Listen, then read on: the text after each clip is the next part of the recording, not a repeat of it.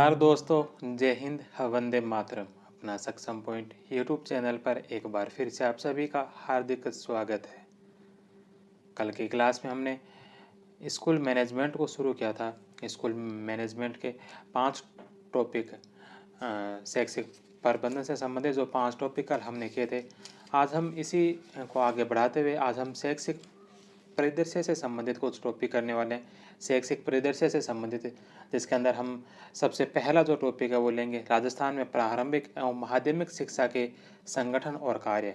इसके पश्चात SCERT माध्यमिक शिक्षा बोर्ड, उच्च अध्ययन शिक्षण संस्थान, जिला शिक्षा एवं प्रशिक्षण संस्थान, Rajasthan state open school, Rajasthan राज्य पाठ्य पुस्तक मंडल, SIQE, दीक्षा राइज, इस्माइल, शिक्षा दर्शन, शिक्षा वाणी और समसा के बारे में।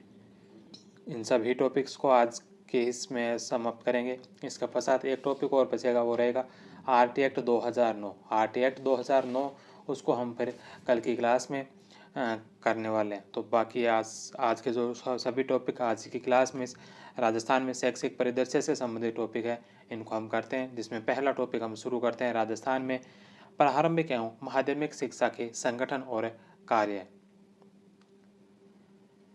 पहला प्रश्न है कि राजस्थान की शिक्षा के क्षेत्र में स्वशासी अभिकरणों राजस्थान राज्य की शिक्षा के क्षेत्र में स्वशासी अभिकरणों का चयन करते हुए सही सेट समुच्चय का पहचान कीजिए। राजस्थान किस राज्य की शिक्षा के क्षेत्र में स्वशासी राज्य की शिक्षा में जो संस्थाएं हैं, जिसमें स्वशासी और राजकीय संस्थाएं हैं, तो इनमें से कौन से ऑप्शन के अंदर जो संस्थाएं दे रखी है वह सभी स्वशासी संस्थाएं हैं। सबसे पहले नंबर पर है राजस्थान आरंभिक शिक्षा परिषद और आरंभिक शिक्षा निदेशालय। तो आरंभिक शिक्षा निदेशालय यह राजकीय संस्था है। आरंभिक शिक्षा निदेशालय निदेशालय जो राजकीय संस्था है, तो पहला ऑप्शन इसमें गलत होगा। दूसरे में राजस्थान मदरसा बोर्ड। राजस्थान मदरसा बोर्ड जो स्वायत्तशासी संस्था है। और दूसरे नंबर पर है राजस्थान पाठ्य पुस्तक मंडल। राजस्थान पाठ्य पुस्तक मंडल भी स्वायत्तशासी संस्था है। तो 2 नंबर ऑप्शन इसका राइट होगा। इसके अलावा जो राजस्थान विभागीय परीक्षा है, राजस्थान विभागीय परीक्षा जो राजकीय संस्था है, वहीं राजस्थान पाठ्य पुस्तक मंडल यह स्वायत्तशासी संस्था है। तो इसके अंदर एक राजकीय आ गया, तो तीसरा ऑप्शन भी इसमें गलत होगा। चौथे ऑप्शन में कि राजस्थान शिक्षाकर्मी बोर्ड। राजस्थान शिक्षाकर्मी बोर्ड स्वायत्तशासी है। वहीं शैक्षिक अनुसंधान एवं प्रशिक्षण परिषद, शैक्षिक अनुसंधान एवं प्रशिक्षण परिषद जो राजकीय संस्था है। तो 4 नंबर ऑप्शन भी इसमें सही नहीं होगा। 2 नंबर ऑप्शन इसका राइट होगा। प्रारंभिक शिक्षा विभाग की संस्थाएं एवं उनके कार्य, जिनमें सबसे पहले राजकीय संस्थाओं के बारे में देखते हैं। कौन कौन सी संस्थाएं राजकीय संस्थाएं हैं, जिसमें सबसे पहले नंबर पर प्रारंभिक शिक्षा निदेशालय बीकानेर। प्रारंभिक शिक्षा निदेशालय बीकानेर प्रारंभिक शिक्षा से संबंधित ग्रामीण एवं शहरी प्राथमिक विद्यालय एवं समस्त अन्य प्राथमिक विद्यालय योजना प्रशासन प्रबोधन कार्मिक प्रबंधन परीक्षाएं प्रकाशन राज्य एवं केंद्रीय योजनाओं का क्रियान्वयन और शिक्षा संबंधी आंकड़ों का संकलन। इसके पश्चात दूसरी है जो राजस्थान राज्य शैक्षिक अनुसंधान एवं प्रशिक्षण संस्थान। राजस्थान राज्य शैक्षिक अनुसंधान एवं प्रशिक्षण संस्थान उदयपुर में है। विद्यालय शिक्षा में गुणात्मक सुधार, व्यावसायिक उन्नयन को सुदृढ़ करने व शैक्षिक सामग्री के निर्माण, शोध और नवाचारों को प्रोत्साहन, प्रशिक्षण, अभिनवन, कार्यगोष्ठी, अनुसंधान, प्रचार प्रसार एवं प्रकाशन आदि का कार्य देखती है। इसका पश्चात अगले है पंचायती राज निदेशालय। पंचायती राज निदेशालय जो जयपुर के अंदर इसका मुख्यालय है, राष्ट्रीय पोषाहार कार्यक्रम का क्रियान्वयन करता है। इसके पश्चात अगला है साक्षरता एवं सतत शिक्षा निदेशालय जयपुर। साक्षरता एवं सतत शिक्षा निदेशालय जयपुर संपूर्ण साक्षरता, उत्तर साक्षरता और सतत शिक्षा से संबंधित इसके कार्य रहते हैं। 5 नंबर पर पंजीयक कार्यालय विभागीय परीक्षाएं बीकानेर। पंजीयक विभागीय परीक्षाएं बीकानेर के अंदर है, जो शिक्षा विभागीय परीक्षाओं का आयोजन करवाता है, मूल्यांकन करता है एवं परीक्षा परिणामों की घोषणा संबंधी कार्य करता है। तो ये थी प्रमुख 5 राजकीय संस्थाएं। इसके पश्चात अब हम देखते हैं स्वायत्तशासी संस्थाओं को। कौन कौन सी है जो स्वायत्तशासी संस्थाएं हैं, जिसमें सबसे पहले नंबर पर राजस्थान शिक्षा कर्मी बोर्ड जयपुर में। राजस्थान शिक्षा कर्मी बोर्ड जिसका मुख्यालय जयपुर के अंदर स्थापित है। राजस्थान के दूरस्थ एवं दुर्गम ग्रामीण क्षेत्रों में स्थानीय युवक युवतियों के माध्यम से 6 से 14 वर्ष की आयु के समस्त बालकों, एवं बालिकाओं को प्राथमिक शिक्षा की सुविधा देना एवं राजीव गांधी स्वर्ण जयंती पाठशालाओं संबंधी कार्य इसके रहते हैं। इसके पश्चात दूसरी है राजस्थान स्कूल शिक्षा परिषद। राजस्थान स्कूल शिक्षा परिषद जो इसका मुख्यालय जयपुर में, इसका गठन 2018-19 में किया गया था। भारत सरकार, विश्व बैंक एवं राज्य सरकार द्वारा उपलब्ध कराई गई राशि से शैक्षिक सुविधाओं का विस्तार, भौतिक सुविधाओं की उपलब्धता एवं गुणात्मक सुधार करना, राजीव गांधी स्वर्ण जयंती पाठशालाओं से संबंधित कार्य, शिक्षा गारंटी योजना एवं वैकल्पिक व नवाचार शिक्षा और सर्व शिक्षा अभियान इसके प्रमुख कार्य हैं। इसके पश्चात अगला है राजस्थान राज्य पाठ्य पुस्तक मंडल। राजस्थान राज्य पाठ्य पुस्तक मंडल जिसका मुख्यालय भी जयपुर में, कक्षा 1 से 12 तक की पुस्तकों का मुद्रण और वितरण है जो इसका प्रमुख कार्य होता है। पहले इसमें 1 से 8 तक थी, उसके पश्चात जो 2017-18 में से 9 से 12 तक की पुस्तकों का भी मुद्रण और वितरण का कार्य सौंप दिया गया। इसके पश्चात अगली संस्था है राजस्थान मदरसा बोर्ड। राजस्थान मदरसा बोर्ड जिसका मुख्यालय जयपुर के अंदर है। मदरसा शिक्षा के आधुनिकीकरण एवं विकास हेतु राज्य सरकार को सलाह देना एवं इस हेतु निर्मित योजनाओं व कार्यक्रमों का क्रियान्वयन करना, मदरसों का पंजीकरण, निःशुल्क पाठ्य पुस्तकों का वितरण, मदरसों में शिक्षा सहयोगियों का चयन, नियुक्ति एवं मानदेय का भुगतान, मदरसों हेतु शिक्षण सामग्री क्रय कर उपलब्ध कराना एवं शिक्षा सहयोगियों को प्रशिक्षण दिलवाना। राजस्थान निःशुल्क एवं अनिवार्य बाल शिक्षा नियम। राजस्थान निःशुल्क एवं अनिवार्य बाल शिक्षा नियम 2011 के अनुसार प्रारंभिक शिक्षा परिषद के प्रमुख होंगे। राजस्थान निःशुल्क एवं अनिवार्य बाल शिक्षा नियम 2011 के अनुसार प्रारंभिक शिक्षा परिषद के प्रमुख कौन होंगे? प्रारंभिक शिक्षा परिषद के प्रमुख सर्व शिक्षा अभियान के निदेशक या कमिश्नर। राजस्थान निःशुल्क और अनिवार्य बाल शिक्षा अधिकार नियम 2011 के नियम संख्या 2 के भाग 5 जिसमें परिभाषाएं हैं के अनुसार आयुक्त या निदेशक सर्व शिक्षा अभियान से राजस्थान प्रारंभिक शिक्षा परिषद जयपुर RCEE का प्रमुख अभिप्रेरित है। इसकी स्थापना शिक्षा संकुल जयपुर में 3 नवंबर 1997 में की गई। सत्र 2018-19 से RCEE की जगह राजस्थान स्कूल शिक्षा परिषद RCSE का गठन किया गया है। नेक्स्ट क्वेश्चन है कि वर्तमान में राजस्थान के राजकीय विद्यालयों में अल्पसंख्यक भाषाओं के शिक्षण की व्यवस्था है। अल्पसंख्यक कौन कौन सी भाषाओं के शिक्षण की व्यवस्था है? तो राजस्थान के राजकीय विद्यालयों के अंदर कौन कौन सी अल्पसंख्यक भाषाओं के शिक्षण की व्यवस्था है? तो इसमें गुजराती के, पंजाबी के, उर्दू के और सिंधी के। 3 नंबर ऑप्शन। नेक्स्ट क्वेश्चन है कि प्राथमिक एवं माध्यमिक शिक्षा निदेशालय राजस्थान की स्थापना किस वर्ष हुई? प्राथमिक एवं माध्यमिक शिक्षा निदेशालय राजस्थान की स्थापना किस वर्ष हुई थी? 1950 में। 3 नंबर ऑप्शन। प्राथमिक एवं माध्यमिक शिक्षा निदेशालय की स्थापना 1950 में बीकानेर में की गई, जिसका वर्ष 1997 में विभाजन कर पृथक प्रारंभिक शिक्षा निदेशालय एवं माध्यमिक शिक्षा निदेशालय बीकानेर में ही स्थापित किए गए। 1 जनवरी 1998 से प्रारंभिक शिक्षा निदेशालय स्वतंत्र रूप से कार्य कर रहा है। सन 2001 से ग्रामीण क्षेत्र की प्राथमिक शिक्षा का कार्य पंचायती राज एवं ग्रामीण विकास विभाग से पुनः निदेशालय प्रारंभिक शिक्षा को सौंप दिया गया। पुनः अब पंचायती राज विभाग को ग्रामीण क्षेत्रों में प्राथमिक शिक्षा का कार्य सौंप दिया गया है। नेक्स्ट क्वेश्चन है कि माध्यमिक शिक्षा विभाग से संबंधित संस्था है। माध्यमिक शिक्षा विभाग से संबंधित कौन सी संस्था है? तो कौन सी संस्था है? माध्यमिक शिक्षा बोर्ड राजस्थान। 4 number option. 1 जनवरी 1998 से प्रारंभिक शिक्षा व माध्यमिक शिक्षा निदेशालय पृथक विभागों के रूप में संचालित है।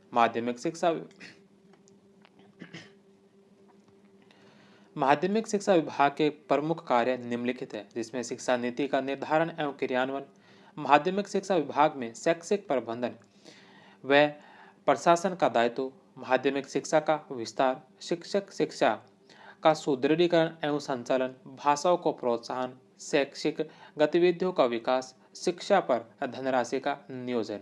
तो माध्यमिक शिक्षा विभाग के जो कार्य है इसमें शिक्षा नीति का निर्धारण और क्रियान्वयन करना। माध्यमिक शिक्षा विभाग में शैक्षिक प्रबंधन एवं प्रशासन का दायित्व, शिक्षा का विस्तार, शिक्षक शिक्षा का सुदृढ़ीकरण एवं संचालन, भाषाओं को प्रोत्साहन, शैक्षिक गतिविधियों का विकास और शिक्षा पर धनराशि का नियोजन करना।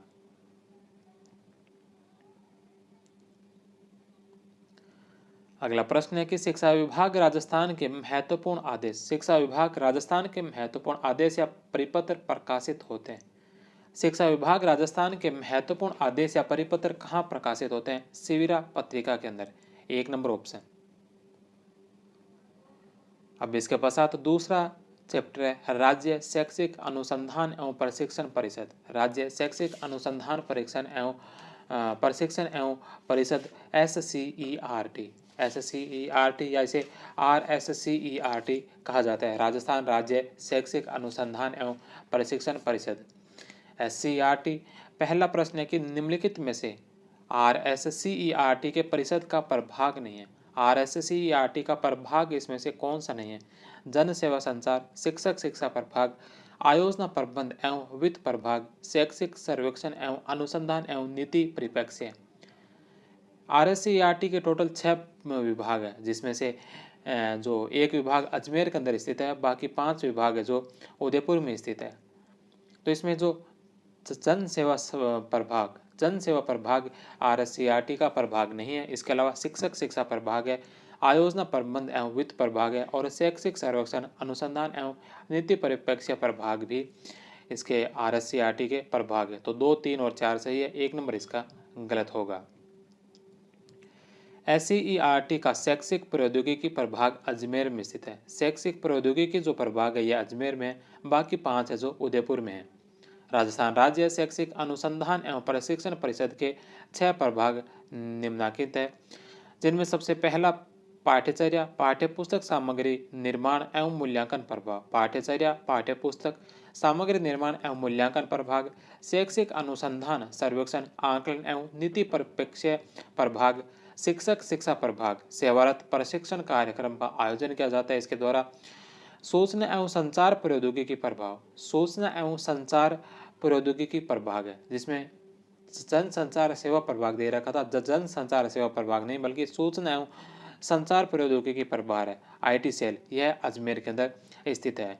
सर्वांगीण विकास एवं सामाजिक न्याय प्रभाग और प्रशासनिक एवं अकादमिक आयोजना प्रबंध एवं वित्त विभाग, ये दोनों ही है जो उदयपुर में ही स्थित है। उपयुक्त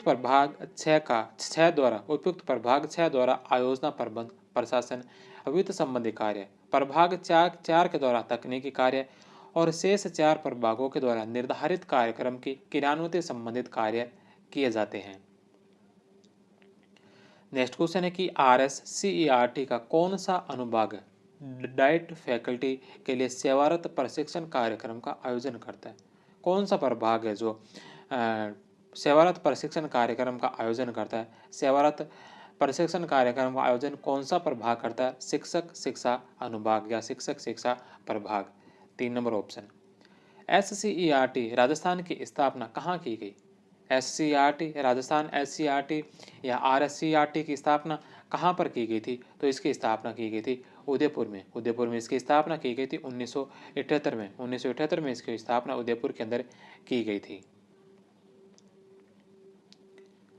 राजस्थान में 11 नवंबर 1978 को प्रोफेसर RC मल्होत्रा समिति की सिफारिश पर राज्य शिक्षा संस्थान state institute of education SIE की जगह राज्य शैक्षिक अनुसंधान एवं प्रशिक्षण संस्थान SIERT की स्थापना की गई।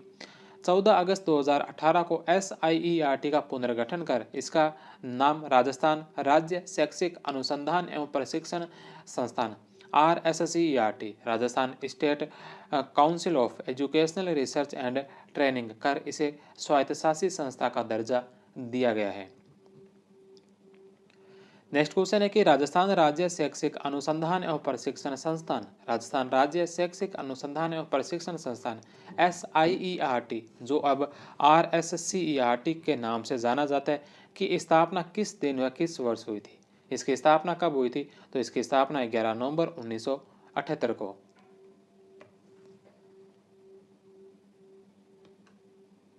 नेक्स्ट क्वेश्चन है कि RSCERT का विस्तारित रूप है, यानी कि RSCERT का फुल फॉर्म क्या है? तो इसका फुल नाम है Rajasthan state council of educational research and training. Rajasthan state council of educational research and training, 1 number option. Next question है कि कौन से दिन, कौन से माह, कौन से वर्ष को SIERT का RSCERT के रूप में पुनर्गठन किया गया? पहले जो SIERT था उसे RSCERT के रूप में पुनर्गठन जो कब किया गया था? तो यह पुनर्गठन किया गया था 2018 के अंदर, और 2018 में था, तिथि थी 14 अगस्त, 14 अगस्त 2018, 3 नंबर ऑप्शन। नेक्स्ट क्वेश्चन है कि निम्नलिखित में से किस समिति की अनुशंसा के आधार पर, निम्नलिखित में से किस समिति की अनुशंसा के आधार पर SIERT उदयपुर की स्थापना की गई? SIERT उदयपुर की स्थापना कौन सी समिति की सिफारिश पर की गई? मेहतरा समिति की सिफारिश पर।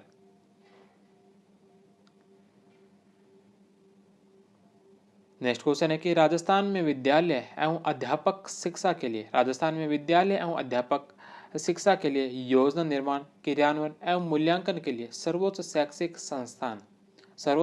संस्थान एकेडमिक ऑर्गेनाइजेशन है। सर्वोच्च शैक्षिक संस्थान कौन सा है? राजस्थान में विद्यालय और अध्यापक शिक्षा की योजना निर्माण, क्रियान्वयन और मूल्यांकन के लिए, तो यह कौन सा है? तो यह SIERT उदयपुर। RT एक्ट 2009 के तहत SIERT उदयपुर राजस्थान में विद्यालय एवं अध्यापक शिक्षा के योजना निर्माण, क्रियान्वयन एवं मूल्यांकन के लिए सर्वोच्च शैक्षिक संगठन है। यह IASC, CTE एवं सभी जिलों की डाइट्स को शैक्षिक मार्गदर्शन एवं समलंबन प्रदान करने हेतु राज्य की प्रमुख नोडल एजेंसी है। नेक्स्ट क्वेश्चन है कि RASC, CTE,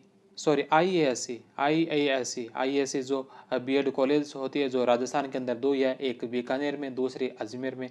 IASC, CTE भी BEd कॉलेज होती है, जो IASC से थोड़ी निम्न दर्जे की होती है, और उसके पश्चात जो सबसे जो नीचे की जो कॉलेज आती है वो आती है TT कॉलेज, जहाँ से अधिकतर, आप में से अधिकतर ने BEd यहीं से किया है, TT कॉलेज से ही किया है। TT कॉलेज से ऊपर होती है CT, और CT से ऊपर होती है IASC जो राजस्थान में 2 है, एक अजमेर में है और दूसरे जो बीकानेर में है।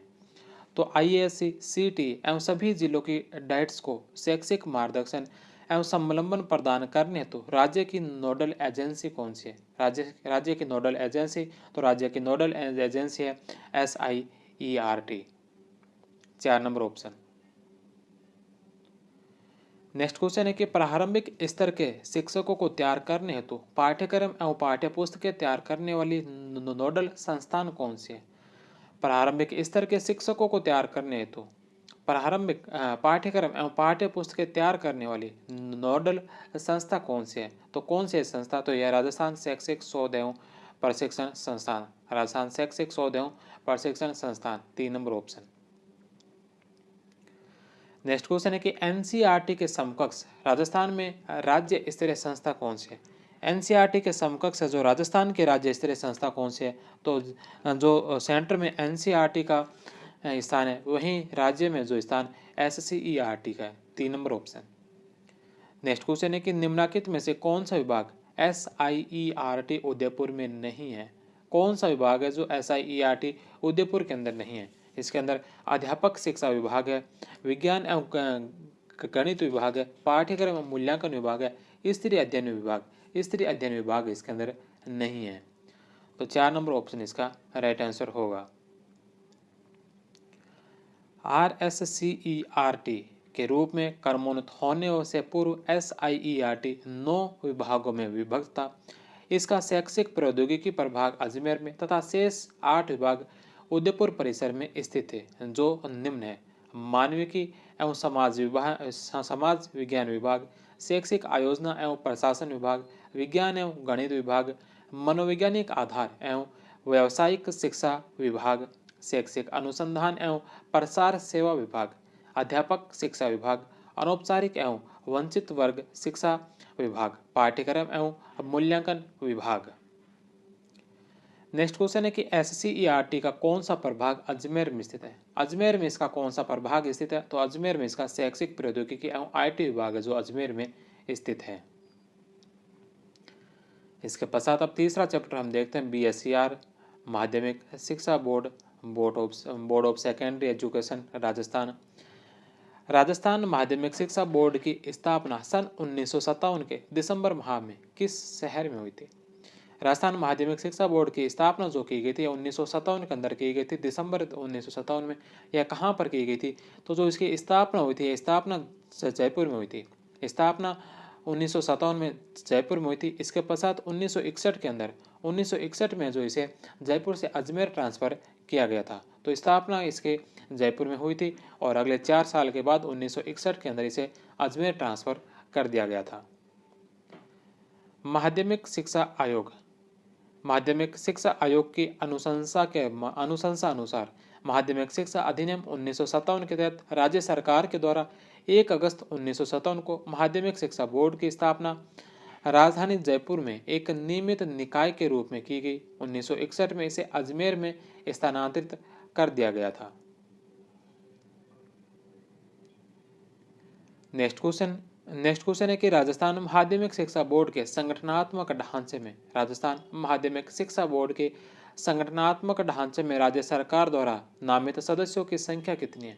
राजस्थान माध्यमिक शिक्षा बोर्ड के संगठनात्मक ढांचे में राज्य सरकार द्वारा नामित सदस्यों की संख्या कितनी है? तो इसमें 17, 4 नंबर ऑप्शन। राजस्थान माध्यमिक शिक्षा अधिनियम 1957 के तहत गठित माध्यमिक शिक्षा बोर्ड राजस्थान की संगठनात्मक संरचना निम्नानुसार है, जिसमें एक अध्यक्ष होता है जो राज्य सरकार के द्वारा मनोनीत किया जाता है। उपाध्यक्ष सहित 7 पदेन सदस्य होते हैं। निर्वाचित सदस्य 7 होते हैं। राज्य सरकार द्वारा नामित सदस्य 17 होते हैं। विधानसभा अध्यक्ष द्वारा नामित सदस्य 2 होते हैं। सहवर्ण सदस्य 2 होते हैं। बोर्ड का कार्यकाल 3 वर्ष का होता है। बोर्ड सचिव की नियुक्ति राज्य सरकार द्वारा की जाती है। वह RS कैडर का अधिकारी होता है। वर्ष 2018 से राज्यपाल द्वारा 5 सदस्य मनोनीत 38+5 किए जाने का प्रावधान किया गया है। नेक्स्ट क्वेश्चन है कि राजस्थान माध्यमिक शिक्षा बोर्ड के सदस्यों का कार्यकाल कितना होता है? माध्यमिक शिक्षा बोर्ड के सदस्यों का कार्यकाल हमने अभी देखा, बोर्ड का कार्यकाल 3 वर्ष का होता है।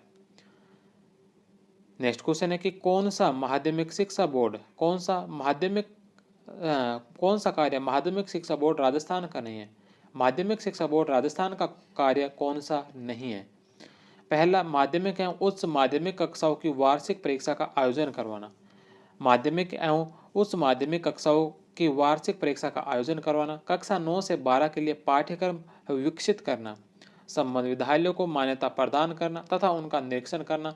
कक्षा 9 से 12 तक की पाठ्य पुस्तकों का मुद्रण करना। तो इसमें कौन सा कार्य माध्यमिक शिक्षा बोर्ड राजस्थान का नहीं है? माध्यमिक एवं उच्च माध्यमिक कक्षाओं की वार्षिक परीक्षा का आयोजन करवाना इनका कार्य है।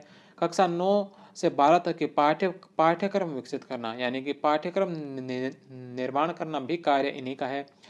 संबद्ध विद्यालयों को मान्यता प्रदान करना तथा उनका निरीक्षण करना भी कार्य माध्यमिक शिक्षा बोर्ड का है।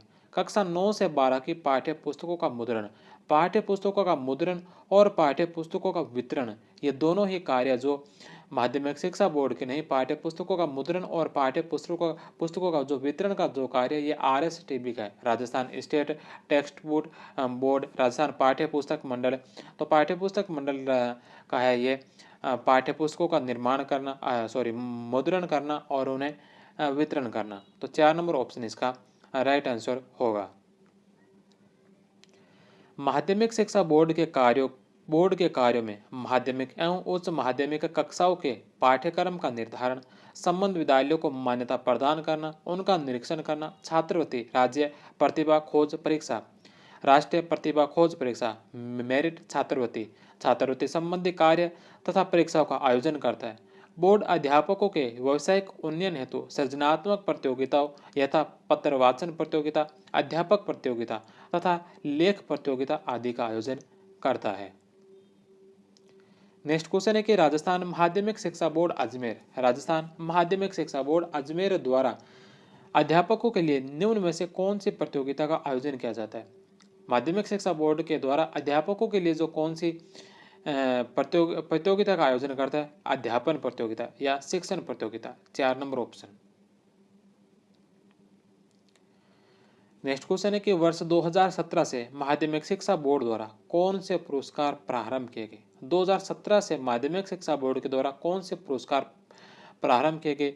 शिक्षा खेल रत्न, विद्यार्थी खेल रत्न और विद्यार्थी कला रत्न, ये तीनों ही पुरस्कार जो 2017 से जो प्रारंभ किए गए, तो उपयुक्त सभी। 4 नंबर ऑप्शन। माध्यमिक शिक्षा बोर्ड द्वारा 2017 से प्रत्येक वर्ष में निम्नलिखित 3 पुरस्कार दिए जा रहे हैं। शिक्षा खेल रत्न, शिक्षक को शिक्षा के क्षेत्र में विशेष उपलब्धि हेतु 1 लाख रुपए राशि। विद्यार्थी खेल रत्न पुरस्कार, विद्यार्थी को खेल के क्षेत्र में विशेष उपलब्धि हेतु राशि 50,000। विद्यार्थी कला रत्न पुरस्कार, विद्यार्थी को कला के क्षेत्र में विशेष उपलब्धि हेतु राशि 50,000 रुपए। इसके पश्चात अब इसका चौथा चैप्टर हम शुरू करते हैं। चौथा चैप्टर है IASC, उच्च अध्ययन शिक्षा संस्थान, IASC। IASC का पूरा नाम क्या है। उच्च अध्ययन शिक्षा संस्थान, institute of advance studies in education, institute of advance studies in education, IASC। 4 number option. Rajasthan राज्य में राज्य के IASC संस्थाओं की संख्या कितनी है। राजस्थान राज्य में राज्य के IASC संस्थाओं की संख्या कितनी है, तो IASC संस्था 2 है, जिसके अंदर पहली संस्था जो अजमेर में है और दूसरी है जो बीकानेर में। तो अजमेर और बीकानेर के अंदर ये दोनों संस्थाएं स्थापित है। राजस्थान में 2 उच्च अध्ययन शिक्षण संस्थान IASC है। राज्य के उच्च अध्ययन शिक्षण संस्थान बीकानेर, इसकी स्थापना 1940 में शिक्षण के रूप में की गई। 1956 में BEd की मान्यता तथा 1970 में एमएड स्तर की मान्यता सर्वप्रथम राजस्थान में इसे ही दी गई। सितंबर 1988 से इसे IASC बना दिया गया। इसमें वरिष्ठ अध्यापक स्तर केवल बीकानेर जिले तथा व्याख्याता, प्रधानाध्यापक, माध्यमिक शिक्षा के और प्रधानाचार्य को प्रशिक्षण दिया जाता है। राज्य के उच्च अध्ययन शिक्षण संस्थान अजमेर, इसकी स्थापना 1941 में की गई थी। सत्र 1988-89 में इसे IASC बना दिया गया। इसका राजस्थान में दूसरा स्थान है। इसमें वरिष्ठ अध्यापक केवल अजमेर के, व्याख्याता, प्रधानाचार्य, माध्यमिक शिक्षा के और प्रधानाचार्य को प्रशिक्षण दिया जाता है। नेक्स्ट क्वेश्चन है कि राजस्थान के किन 2 जिलों में IASC स्थित है। राजस्थान के कौन से 2 जिलों में IASC है, तो अजमेर और बीकानेर के अंदर। नेक्स्ट क्वेश्चन है कि निम्न में से किन सेवारत अध्यापकों को उच्च शिक्षा संस्था IASC प्रशिक्षण प्रदान करता है, तो किन को करता है प्रदान। यह करता है शाला व्याख्याता एवं द्वितीय श्रेणी अध्यापकों, शाला व्याख्याता और द्वितीय श्रेणी अध्यापकों को। 2 नंबर ऑप्शन इसका राइट होगा। उच्च अध्ययन शिक्षण संस्थान के कार्य। IASC का प्रमुख कार्य प्रशिक्षण देना है, यथा सेवाकालीन प्रशिक्षण, व्याख्याता, प्रधानाध्यापक, शिक्षा अधिकारी। अजमेर व बीकानेर जिले के वरिष्ठ अध्यापकों को सेवाकालीन प्रशिक्षण दिया जाता है। सेवा पूर्व प्रशिक्षण, जिसमें BEd एवं MAd पाठ्यक्रम पूरा करने वाले शिक्षार्थी होते हैं। स्कूल शिक्षा में प्रयोग तथा नवाचार के कार्यक्रम को लागू करना। शिक्षक शिक्षा में सामुदायिक कार्य को प्रोत्साहन देना।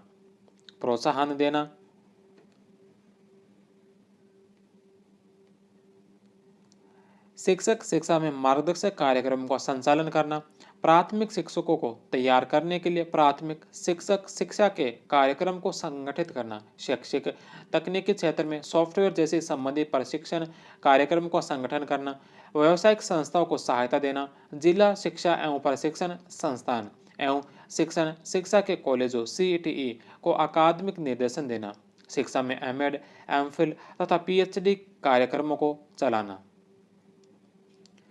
नेक्स्ट क्वेश्चन है कि प्रारंभिक एवं माध्यमिक शिक्षा निदेशालय बीकानेर किसकी सलाह पर कार्य करती है। प्रारंभिक एवं माध्यमिक शिक्षा निदेशालय बीकानेर किसकी सलाह पर कार्य करती है। SIERT। नेक्स्ट क्वेश्चन है कि उच्च शिक्षा अध्ययन संस्थान की स्थापना का सुझाव दिया गया। उच्च शिक्षा अध्ययन संस्थान की स्थापना का सुझाव किसके द्वारा दिया गया था, तो यह दिया गया था राष्ट्रीय शिक्षा नीति 1986 के द्वारा। 2 नंबर ऑप्शन।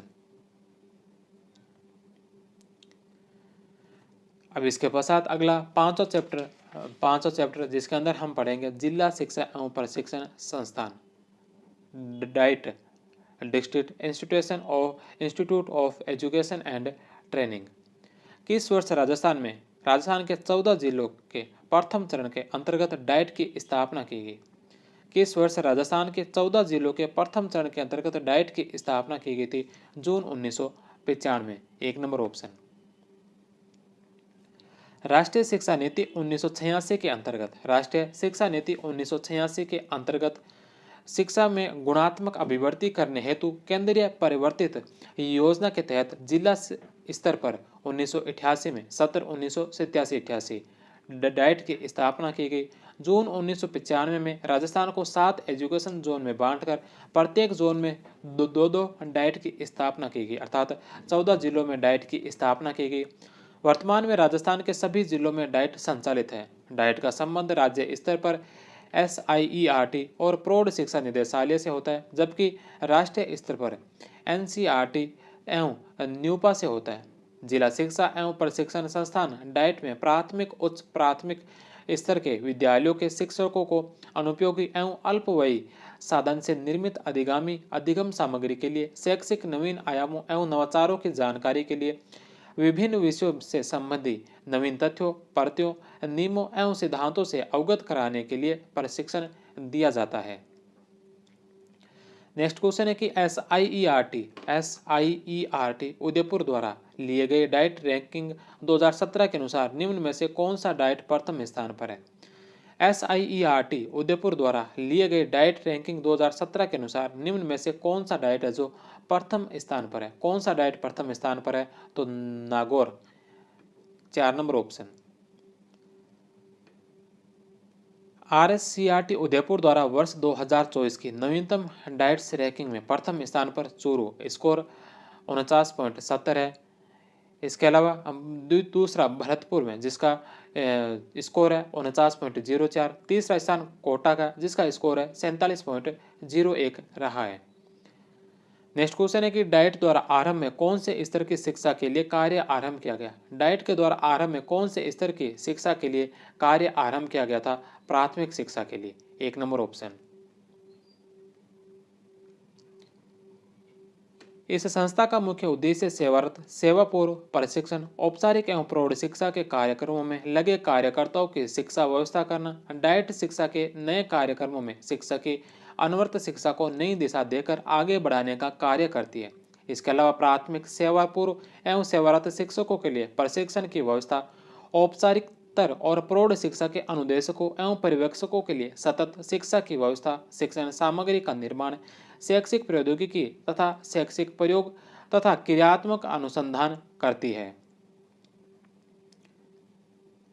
नेक्स्ट क्वेश्चन है कि निम्नलिखित में से कौन सा डाइट का उद्देश्य नहीं है? कौन सा जो इसका उद्देश्य नहीं है? इसमें से कौन सा इसका उद्देश्य नहीं है? सबसे पहले नंबर पर है कि प्रारंभिक शिक्षा के सेवारत शिक्षकों के प्रशिक्षण का आयोजन करना। प्रारंभिक शिक्षा के सेवारत शिक्षकों के प्रशिक्षण का आयोजन करना, स्कूलों में दीक्षा राइज कार्यक्रमों का संचालन करना, क्रियात्मक अनुसंधान कार्यक्रम संचालित करना, शैक्षिक प्रौद्योगिकी और कार्य अनुभव के लिए कार्यशालाओं का आयोजन करना। तो इनमें से कौन सा कार्य इसका नहीं है? पहला कार्य प्रारंभिक शिक्षा के सेवारत शिक्षकों के प्रशिक्षण का आयोजन करना, यह सही है। स्कूलों में दीक्षा राइज कार्यक्रम का संचालन करना, तो दीक्षा राइज का जो कार्यक्रम संचालित करता है NCERT के द्वारा किया जाता है, NCERT के सहयोग से MHRD के द्वारा। तो यह कार्य डाइट का नहीं है, तो 2 नंबर ऑप्शन है जो इसका गलत होगा। तीसरा क्रियात्मक अनुसंधान कार्यक्रम संचालित करना, यह इसका सही है। और शैक्षिक प्रौद्योगिकी और कार्य अनुभव के लिए कार्यशालाओं का आयोजन करना, 4 नंबर ऑप्शन भी इसका सत्य है। नेक्स्ट क्वेश्चन है कि जिला शिक्षा एवं प्रशिक्षण संस्थान में कौन सा प्रभाग कार्य रूप में नहीं है? जिला शिक्षा एवं प्रशिक्षण संस्थान में कौन सा प्रभाग है जो कार्य रूप में नहीं है? शैक्षिक प्रौद्योगिकी है, सेवा पूर्व अध्यापक शिक्षा विभाग है, योजना प्रबंधन विभाग है, स्त्री शिक्षा विभाग इसमें नहीं है। 2 नंबर ऑप्शन। जिला शिक्षा एवं प्रशिक्षण संस्थान, इसके अंदर 8 भाग होते हैं, 8 विभाग या प्रभाग है। 8 प्रभाग कौन कौन से हैं? सबसे पहला है सेवा पूर्व प्राथमिक शिक्षा प्रशिक्षक प्रभाग, सेवा पूर्व प्राथमिक शिक्षा प्रशिक्षक विभाग PSTE। दूसरा सेवा पूर्व शिक्षक प्रशिक्षण क्षेत्र अंतःक्रिया नवाचार समन्वय IFIC। तीसरा है योजना एवं प्रबंधन धन प्रभाग, योजना एवं प्रबंधन धन प्रभाग P&CM। तीसरा है चौथा है शैक्षिक प्रौद्योगिकी प्रभाग। पांचवा है कार्यानुभव प्रभाग। छठा है पाठ्यक्रम शिक्षण सामग्री विकास एवं मूल्यांकन। सातवां इसमें पाठ्यक्रम शिक्षण सामग्री विकास एवं मूल्यांकन। और आठवां विभाग इसके अंदर है प्रशासनिक शाखा प्रभाग।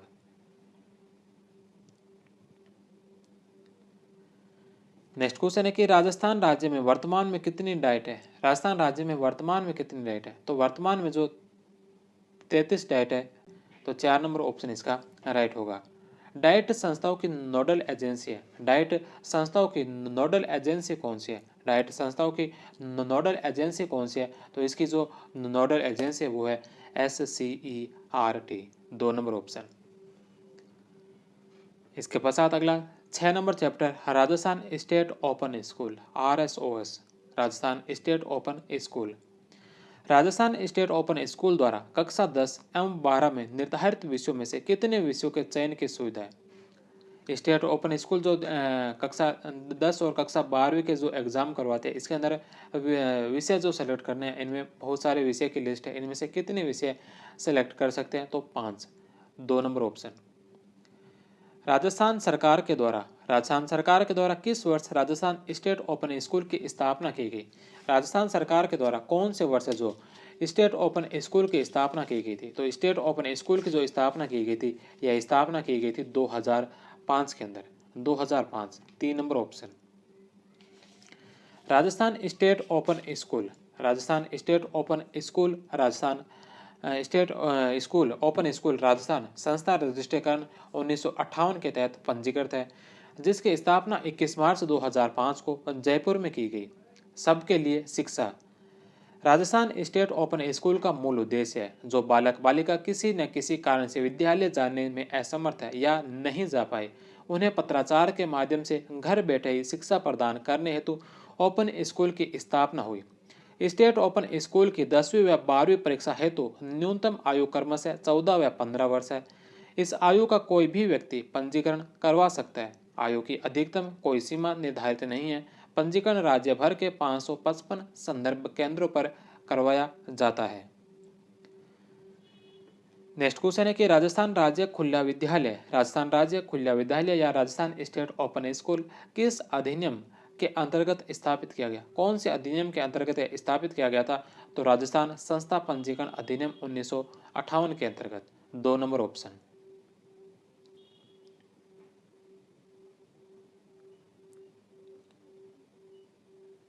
नेक्स्ट क्वेश्चन है कि राजस्थान में उच्च माध्यमिक स्तर की दूरस्थ शिक्षा प्रदान करने वाली संस्था है।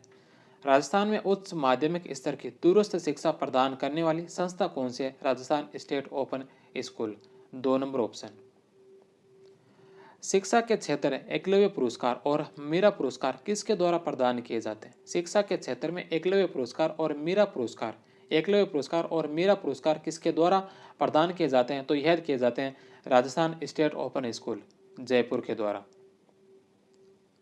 एकलव्य एवं मीरा पुरस्कार राजस्थान स्टेट ओपन स्कूल द्वारा वर्ष 2014 से कक्षा 10वीं व 12वीं में राज्य स्तर पर प्रथम स्थान प्राप्त करने वाले पुरुष एवं महिला अभ्यर्थियों, जिनमें कुल 4 को क्रमशः एकलव्य और मीरा पुरस्कार के रूप में 5100 रुपये नगद व प्रमाण पत्र देकर सम्मानित किया जाता है। फरवरी 2019 में सरकार द्वारा इस पुरस्कार की राशि को बढ़ाकर 21,000 रुपये किया गया। स्टेट ओपन स्कूल की 10वीं व 12वीं की परीक्षा में जिला स्तर पर प्रथम आने वाले छात्र छात्राओं को, जिसमें कुल 4 को 11,000 रुपये पुरस्कार और प्रमाण पत्र दिया जाता है। नेक्स्ट क्वेश्चन है कि राजस्थान राज्य खुला विद्यालय 21-22 तक कितनी परीक्षाएं आयोजित करवा चुका है। राजस्थान राज्य खुला विद्यालय 2021-22 सत्र तक कितनी परीक्षाएं आयोजित करवा चुका है, 29। परीक्षा संचालन राजस्थान स्टेट ओपन स्कूल में अब तक कुल 29 सार्वजनिक परीक्षाएं आयोजित करवा चुका है। वर्ष 2009 तक की परीक्षा, उनका परिणाम, प्रमाण पत्र वितरण एवं संशोधन का कार्य NIOS नोएडा द्वारा किया जाता है, लेकिन वर्ष 2010 से यह संपूर्ण कार्य राजस्थान स्टेट ओपन स्कूल द्वारा स्वयं के स्तर पर किया जा रहा है। नेक्स्ट क्वेश्चन है कि राजस्थान राज्य खुला विद्यालय, राजस्थान राज्य खुला विद्यालय की प्रशासनिक संरचना के संदर्भ में असंगत है। राजस्थान राज्य खुला विद्यालय की प्रशासनिक संरचना के संदर्भ में असंगत कौन सा है, इसमें सही नहीं है, कौन सा है जो सही नहीं है। सबसे पहला है कि राज्य स्तर पर इसका प्रमुख होता है शिक्षा मंत्री, जिला स्तर पर जिला शिक्षा अधिकारी, विद्यालय स्तर पर अतिरिक्त जिला शिक्षा अधिकारी। तो इसके राज्य स्तर पर शिक्षा मंत्री इसका प्रमुख होता है, जिला स्तर पर जिला शिक्षा अधिकारी होता है, विद्यालय स्तर पर अतिरिक्त जिला शिक्षा अधिकारी नहीं होता। विद्यालय स्तर पर प्रधानाचार्य होता है, जो संदर्भ केंद्र होता है उस संदर्भ केंद्र का जो प्रधानाचार्य होता है वही है जो इसका प्रमुख होता है। तो 3 नंबर ऑप्शन इसका गलत होगा। स्टेट ओपन स्कूल की प्रशासनिक संरचना, राज्य स्तर, जिला स्तर और विद्यालय स्तर। राज्य स्तर में शिक्षा मंत्री, उसके पश्चात उनके नीचे अतिरिक्त मुख्य सचिव, फिर निदेशक, फिर सचिव, उप निदेशक और उसके पश्चात है जो सबसे जो निम्न स्तर पर आते हैं वो आते हैं सहायक निदेशक। जिला स्तर पर जिला शिक्षा अधिकारी माध्यमिक, उसके पश्चात जिला साक्षरता एवं सतत शिक्षा अधिकारी, अतिरिक्त जिला शिक्षा अधिकारी प्रारंभिक और उसके नीचे होते हैं जिला मुख्यालय का नोडल संदर्भ केंद्र प्रभारी। विद्यालय स्तर पर संदर्भ केंद्र का प्रधानाचार्य होता है, संदर्भ केंद्र का प्रधानाचार्य जो इसका प्रमुख होता है। इसके पश्चात इसका 7वां चैप्टर शैक्षिक परिदृश्य का 7वां चैप्टर है राजस्थान राज्य पाठ्य पुस्तक मंडल RTBB, Rajasthan text book board.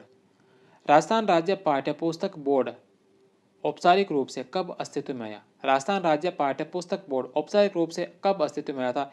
1 जनवरी 1974 को।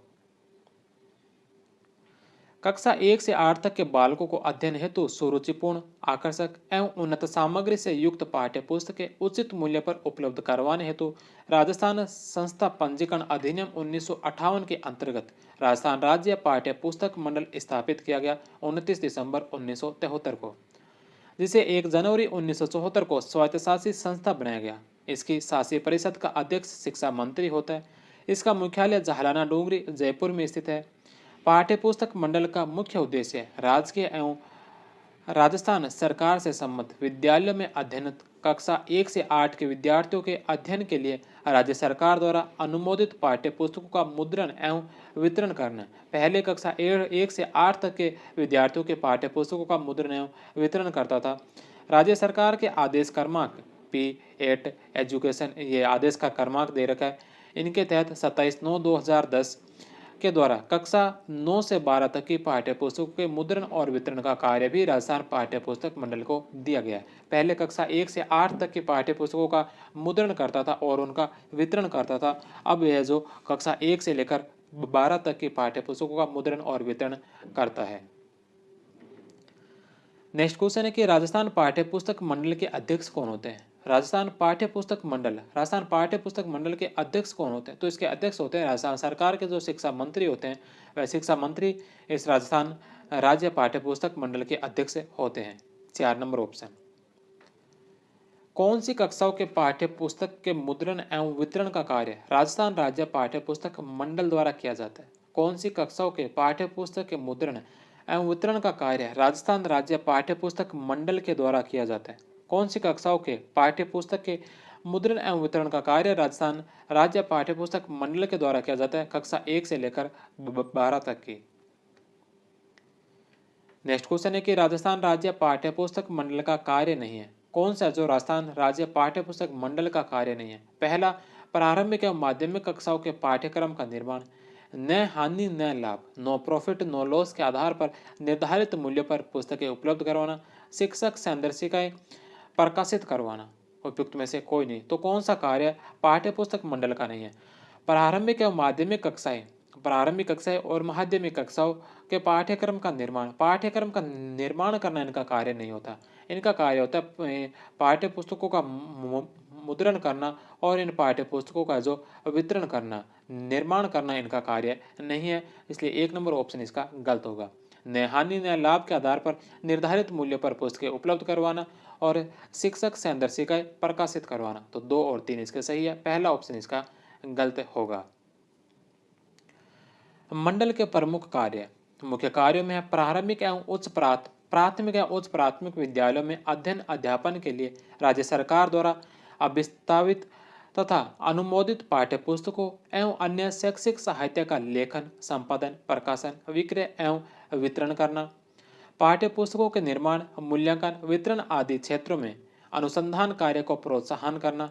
पाठ्यपुस्तकें एवं अन्य शैक्षिक साहित्य न हानि न लाभ पर, नो लॉस नो प्रॉफिट के आधार पर निर्धारित मूल्य पर उपलब्ध करवाना। मंडल की आवश्यकताओं के अनुरूप भवन, मशीनें, पुस्तकें, उपकरण आदि परिसंपत्तियां क्रय या निर्मित करना। मंडल की पुस्तकों के विक्रय हेतु पुस्तक विक्रेताओं एवं मुद्रण हेतु मुद्रकों को अनुबंधित करना। बिना किसी वाणिज्यिक अथवा व्यापारिक प्रयोजन के पाठ्यपुस्तकों एवं अन्य शैक्षिक साहित्यों के प्रकाशन, मुद्रण एवं विपणन का व्यवसाय करना।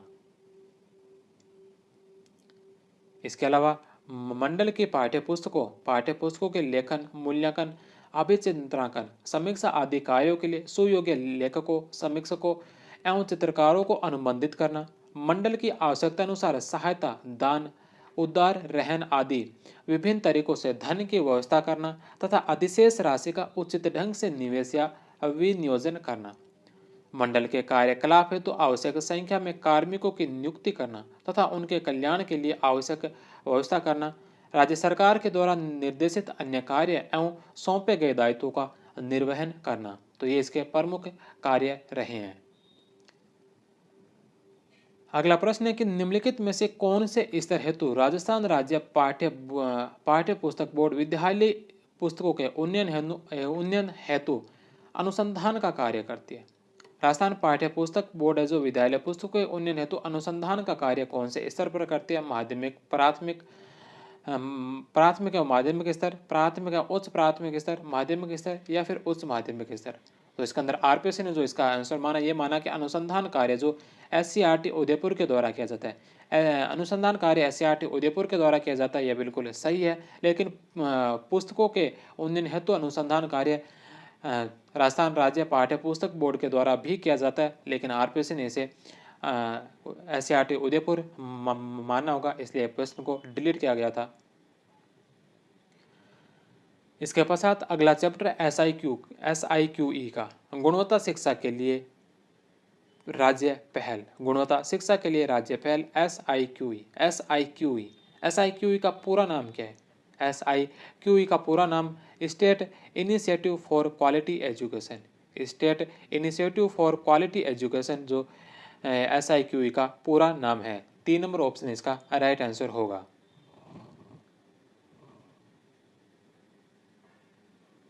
अकादमिक वर्ष 2015-16 से राज्य के सभी समन्वित विद्यालयों की प्राथमिक कक्षाओं में यह कार्यक्रम संचालित किया जा रहा है।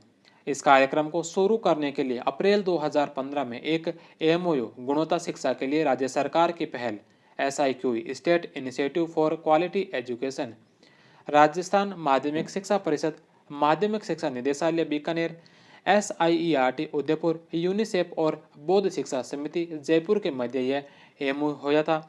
जिसके तहत सभी समन्वित विद्यालयों में चरणवार कक्षा 1 से 8 में गतिविधि आधारित एवं व्यापक एवं सतत मूल्यांकन का एक समन्वित कार्यक्रम लागू किया जाएगा।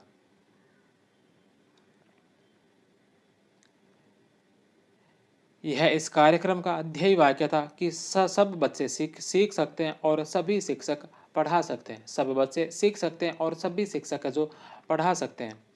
यह एक समन्वित कार्यक्रम है जिसमें शिक्षा में गुणवत्ता के लिए मुख्य तौर पर 2 प्रक्रियाएं की जाती है, जिसमें पहला बाल केंद्रित शिक्षा शास्त्र गतिविधि आधारित शिक्षण संस्थान, बाल केंद्रित शिक्षा शास्त्र और गतिविधि आधारित शिक्षण child central pedagogy CCP and activity based learning ABL, सतत एवं व्यापक मूल्यांकन CCE। इस प्रोग्राम में यह माना जाता है कि शिक्षक अधिगम प्रक्रिया को बाल केंद्रित एवं गतिविधि आधारित बनाकर सतत एवं व्यापक मूल्यांकन किया जाए तो शिक्षा में गुणवत्ता सुनिश्चित की जा सकती है। इस कार्यक्रम का मुख्य लक्ष्य सभी बच्चों के शैक्षिक स्तर को उनके कक्षा के स्तर के अनुरूप लाना है। नेक्स्ट क्वेश्चन है कि state initiative for quality education, state initiative for quality education SIQE कार्यक्रम के तहत निम्नलिखित में से कौन सी SIERT के लिए तय की गई भूमिका एवं जिम्मेदारी नहीं है। SIQ के कार्यक्रम के तहत कौन से जो SIERT के लिए तय की गई भूमिका एवं जिम्मेदारी नहीं है, कौन सी नहीं है। राज्य के पदाधिकारियों की भागीदारी को सुनिश्चित एवं देखरेख करना, डाइट्स की भागीदारी को सुनिश्चित करना, कार्यक्रम गतिविधियों को लागू करने में उनका क्षमता संवर्धन करना, प्रभावी कार्यक्रम को लागू करने, तकनीकी सहायता प्रदान करना और अकादमिक निवेश की नियमित समीक्षा करना। तो 2, 3 और 4 इनके कार्य है, जिम्मेदारी दी गई है। लेकिन राज्य के पदाधिकारियों को भागीदारी सुनिश्चित करने और देखरेख करने की जिम्मेदारी SIERT के लिए तय नहीं की गई है। तो 1 नंबर ऑप्शन इसका गलत होगा। नेक्स्ट क्वेश्चन है कि राजस्थान में SIQE परियोजना के लिए राज्य स्तरीय शीर्ष निकाय या समिति है। राजस्थान में SIQE परियोजना के लिए राज्य स्तरीय शीर्ष निकाय या समिति कौन सी है। प्रोग्राम स्टीयरिंग समिति PSC। नेक्स्ट क्वेश्चन है कि SIQE के जिला स्तरीय जिला कोर ग्रुप DCG का अध्यक्ष कौन होता है। SIQ के जिला स्तरीय जिला कोर ग्रुप का अध्यक्ष कौन होता है। जिला शिक्षा अधिकारी प्रथम, जो माध्यमिक शिक्षा का होता है। SIQE के उद्देश्य एवं प्रमुख स्तंभ है। SIQE के उद्देश्य और प्रमुख स्तंभ कौन से। शिक्षा शास्त्र परिवर्तन एवं क्षमता निर्माण, प्रबंधन, संस्थागत विकास या उपयुक्त सभी। तो SIQ के उद्देश्य और प्रमुख स्तंभ शिक्षा शास्त्र परिवर्तन एवं क्षमता का निर्माण, प्रबंधन और संस्थागत विकास। तीनों ही ऑप्शन इसके सही होंगे, उपयुक्त सही। 4 नंबर ऑप्शन। SIQE कार्यक्रम के उद्देश्य कक्षाओं में शिक्षण को बाल केंद्रित करते हुए मूल्यांकन प्रक्रियाओं से बच्चों में परीक्षा के भय को समाप्त करना, विद्यार्थियों में बाल केंद्रित गतिविधि आधारित शिक्षण के माध्यम से उनकी आयु एवं कक्षा के अनुरूप शैक्षिक स्तर में गुणात्मक वृद्धि सुनिश्चित करना, शिक्षक निर्धारित पाठ्यक्रम के अनुसार बच्चों का शैक्षिक स्तर देखे और प्रगति को नियमित दर्ज करे, बच्चों के शैक्षिक स्तर के अनुसार शिक्षण योजना बनाकर बच्चों के साथ शिक्षण का कार्य करे, बालकों के अधिगम स्तर में गुणात्मक विकास के साथ साथ नामांकन एवं ठहराव में वृद्धि हो, शिक्षकों का समुदाय से जुड़ाव के तहत बालकों की उपलब्धि एवं प्रगति को अभिभावकों से साझा करें, राज्य के सभी समन्वित विद्यालयों कक्षा 1 से 10 तक तथा 1 से 12 में आरंभिक स्तर से ही विद्यार्थी के समग्र विकास हेतु बाल केंद्रित शिक्षण CCP एवं सतत एवं व्यापक मूल्यांकन CCE के समन्वित क्रियान्वयन द्वारा विद्यार्थियों में रचनात्मक और या सृजनात्मक क्षमता एवं शिक्षकों के साथ अंतःक्रिया का विकास करना। इसके अलावा शिक्षण अधिगम की प्रक्रिया गतिविधि आधारित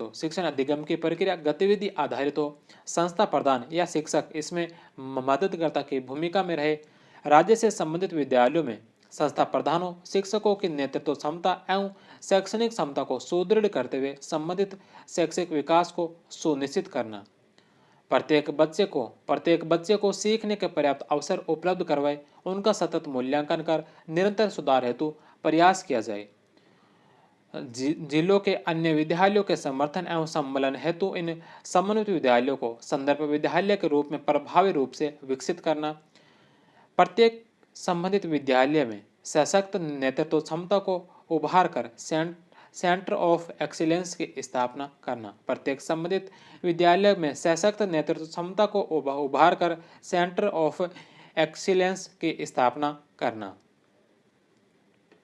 इसके पश्चात अगला 9वां चैप्टर है दीक्षा राइज। राज्य दीक्षा पोर्टल में राइज का पूर्ण रूप क्या है। Rajasthan interface for school educator, Rajasthan interface for school education. 1 number option इसका राइट होगा।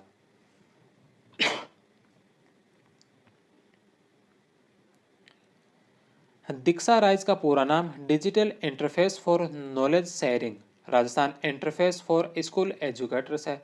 दीक्षा ऐप को भारत के उपराष्ट्रपति वेंकैया नायडू के द्वारा 5 सितंबर 1917 को लॉन्च किया गया। इस पोर्टल या ऐप के माध्यम से आप कक्षा 1 से लेकर high school, inter graduate, post graduate की पढ़ाई आसानी से यहाँ पर कर सकते हैं। यहाँ पर सभी विषयों और कक्षाओं से संबंधित मटेरियल उपलब्ध है। मानव संसाधन एवं विकास मंत्रालय भारत सरकार द्वारा दीक्षा सेंट्रल पीएमयू के तत्वाधान में दीक्षा राइस पोर्टल का निर्माण किया गया है। दीक्षा ऐप या पोर्टल प्रथम कक्षा फर्स्ट क्लास से लेकर पोस्ट ग्रेजुएट यानी कि स्नातक के विद्यार्थियों के लिए सिलेबस उपलब्ध करवाया गया। इसके अतिरिक्त शिक्षकों के प्रशिक्षण से भी रिलेटेड सभी प्रकार की अध्ययन सामग्री उपलब्ध है। शिक्षा मंत्रालय द्वारा इस मोबाइल ऐप को कोरोना महामारी की वजह से लॉन्च किया गया था, जिससे छात्र घर बैठे ऑनलाइन माध्यम से मोबाइल के जरिए पढ़ाई कर सके। यह सभी राज्यों एवं प्रशिक्षण शासित प्रदेशों के लिए प्लेटफॉर्म उपलब्ध है तथा 18 से ज़्यादा भाषाओं में उपलब्ध है। यह एक प्रकार का राष्ट्रीय शिक्षक मंच एनटीपी है। इसके साथ निजी संगठन भी जुड़ सकते हैं। इसका आदर्श वाक्य हमारे शिक्षक हमारे नायक। विशेषता है प्रगति एवं मूल्यांकन हेतु डैशबोर्ड, सहयोग एवं चर्चा हेतु समुदाय, घोषणाएं, परिपत्र और सूचनाएं। राजस्थान में दीक्षा राइस दीक्षा पोर्टल एवं दीक्षा ऐप के माध्यम से राजस्थान में पायलट प्रोजेक्ट के तहत कक्षा 9 एवं कक्षा 10 की गणित एवं विज्ञान विषयों की पाठ्य पुस्तकों में सत्र 2017-18 के लिए 393 QR कोड प्रकाशित किए गए। 2018-19 में कक्षा 1 से 10 तक की समस्त पुस्तकों हेतु लगभग 1805 QR कोड तैयार किए गए। उक्त कोड से संबंधित ई कंटेंट निर्माण किया गया। साथ ही योजना अंतर्गत दीक्षा राइस पोर्टल पर विभाग में उपलब्ध ई कंटेंट विद्यार्थियों, शिक्षकों एवं अभिभावकों को उपलब्ध करवाया गया। सत्र 2019-20 में 652 ई कंटेंट दीक्षा राइस पोर्टल पर अपडेट करवाए गए एवं 500 ई कंटेंट अपलोड से पूर्व रिव्यू किए जा रहे हैं। शेष 1200 ई कंटेंट तैयार किए जा रहे हैं। शिक्षा विभाग ने राइज के निर्माण के लिए एनसीटीई के साथ गठबंधन किया है। राइज दीक्षा पोर्टल का मुख्य ध्येय एक ऐसा उच्च गुणवत्ता युक्त मंच उपलब्ध करवाना है जो शिक्षकों को शक्ति संपन्न बनाए, राज्य के आर पार मिलकर कार्य करने लायक बनाए एवं उनके व्यक्तिगत और व्यावसायिक विकास को समृद्ध बनाए। नेक्स्ट क्वेश्चन है कि निम्नलिखित में से दीक्षा पोर्टल से संबंधित कौन सा कथन सही नहीं है। दीक्षा पोर्टल से संबंधित कौन सा कथन सत्य नहीं? पहला कि इस पोर्टल के माध्यम से शिक्षक अपने विद्यार्थियों को ऑनलाइन शिक्षा दे सकते हैं। इस पोर्टल के माध्यम से शिक्षक अपने विद्यार्थियों को ऑनलाइन शिक्षा दे सकते हैं, तो यह सही है। इस पोर्टल का प्रयोग केवल अध्यापकों द्वारा किया जाता है, केवल अध्यापकों द्वारा नहीं, इसका पोर्टल का प्रयोग जो विद्यार्थी भी कर सकते हैं। तो इस पोर्टल का प्रयोग केवल अध्यापक नहीं, अध्यापक भी करते हैं, विद्यार्थी भी कर सकते हैं, तो 2 नंबर ऑप्शन इसका गलत होगा। तीसरा कि राष्ट्रीय डिजिटल अवसंरचना को उनकी NCERT पुस्तकों में दिए गए QR कोड स्कैन करने के बाद एक्सेस किया जा सकता है। जो QR कोड दे रखा है पुस्तकों के अंदर, उसे स्कैन करने के बाद एक्सेस किया जाता है। तीसरा ऑप्शन भी सत्य है। इंटरनेट कनेक्टिविटी के बिना पाठ्य सामग्री संग्रहित एवं शेयर नहीं की जा सकती। इंटरनेट कनेक्टिविटी के बिना पाठ्य सामग्री संग्रहित और शेयर नहीं की जा सकती। तो शेयर और संग्रहित, इसमें इंटरनेट की तो इसमें आवश्यकता रहती है। तो 4 नंबर ऑप्शन इसका सही होगा। 4 नंबर ऑप्शन भी इसका सही होगा। इंटरनेट के बिना यह शेयर नहीं की जा सकती।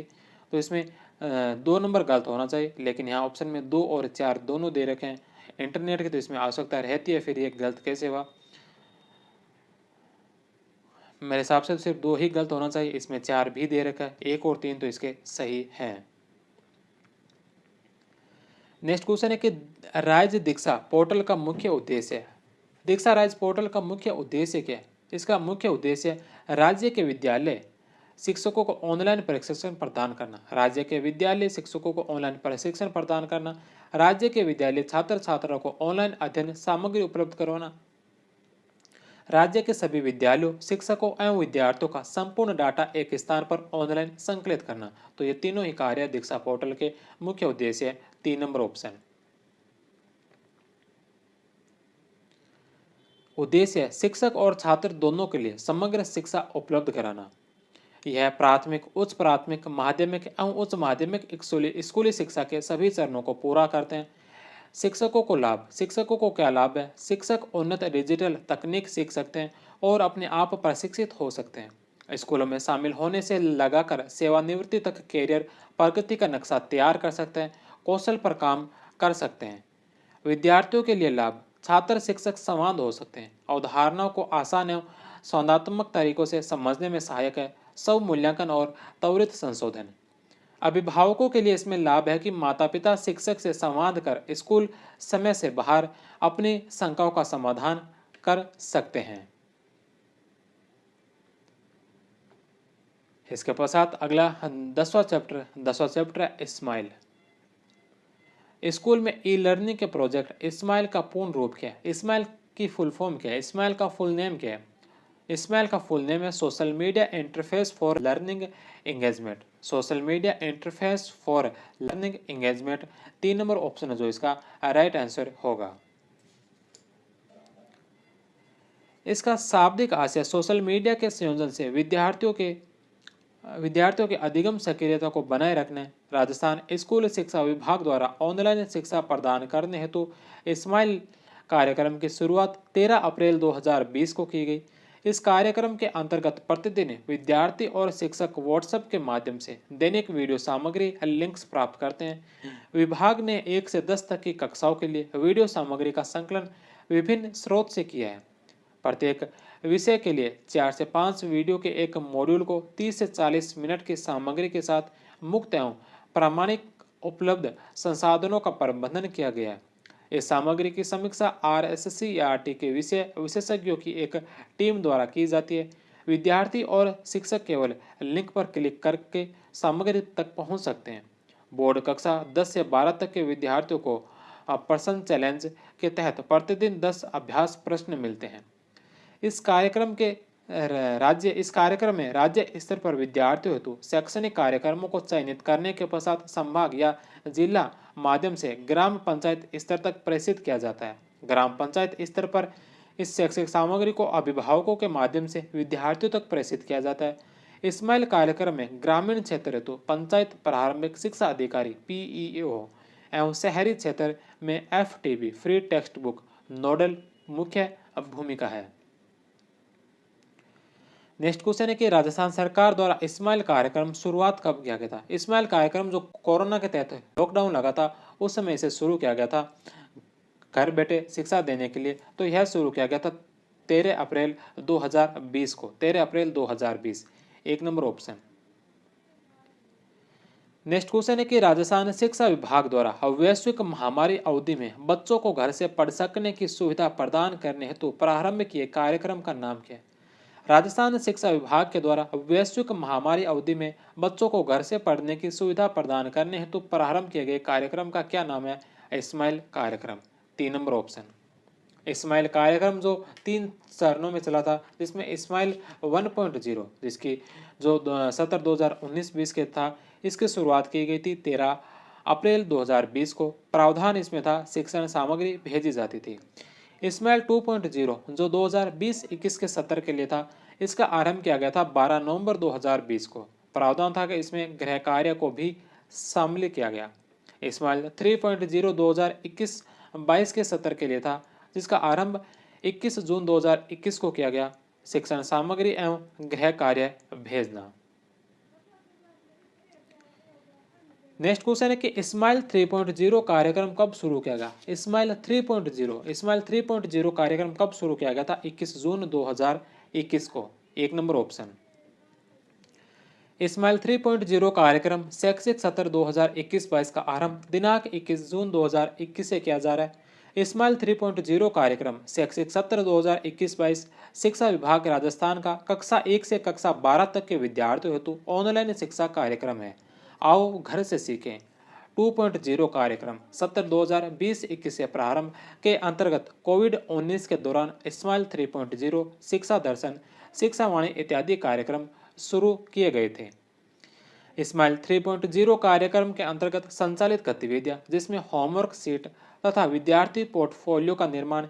इस ऑनलाइन शिक्षा कार्यक्रम में राजकीय विद्यालयों में कक्षावार बनाए गए व्हाट्सएप ग्रुप में विद्यार्थियों को शैक्षणिक सामग्री के लिए लिंक भेजे जाते थे। वर्कबुक एवं गृह कार्य की नियमित जांच की जाती थी। टीचर स्टूडेंट कनेक्टेड, शिक्षकों को फोन कॉल अथवा घर विजिट के जरिए सप्ताह में कम से कम एक बार प्रत्येक विद्यार्थी से जुड़ना होगा। शाला दर्शन मॉड्यूल पर 15 दिन में एक बार छात्रों से किए गए संपर्क, उनके अध्ययन की प्रगति को अपडेट करना होगा। व्हाट्सएप आधारित क्विज, स्टूडेंट की ऑनलाइन पढ़ाई के साथ साथ प्रत्येक सप्ताह के शनिवार को क्विज के आधार पर मार्किंग की जाएगी।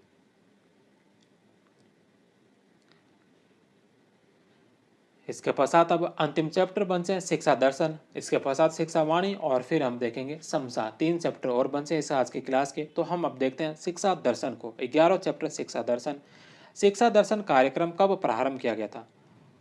शिक्षा दर्शन कार्यक्रम है जो शिक्षा दर्शन कार्यक्रम कब प्रारंभ किया गया था? तो यह प्रारंभ किया गया था 1 जून 2020 को। 1 जून 2020 को शिक्षा दर्शन कार्यक्रम प्रारंभ 1 जून 2020 को। समय था इसका 195 मिनट यानी कि 3.25 घंटे। डीडी राजस्थान टीवी चैनल पर। आधार वाक्य था पढ़ाई के साथ मस्ती भी। बच्चों देखे, ज्ञान बढ़ाओ, पढ़ते जाओ, बढ़ते जाओ।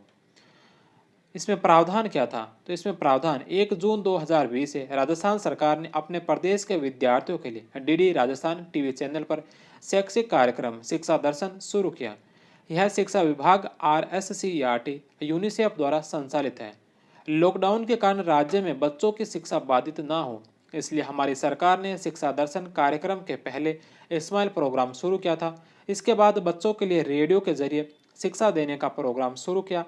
कक्षा 1 से 12वीं तक विद्यार्थियों को शिक्षा दर्शन कार्यक्रम के तहत बच्चों को शिक्षा प्रदान की जाए। इस कार्यक्रम में विद्यार्थी विषय अनुसार पढ़ाई कर सकेंगे। टीवी पर दी जाने वाली शिक्षा के मुख्य बिंदु।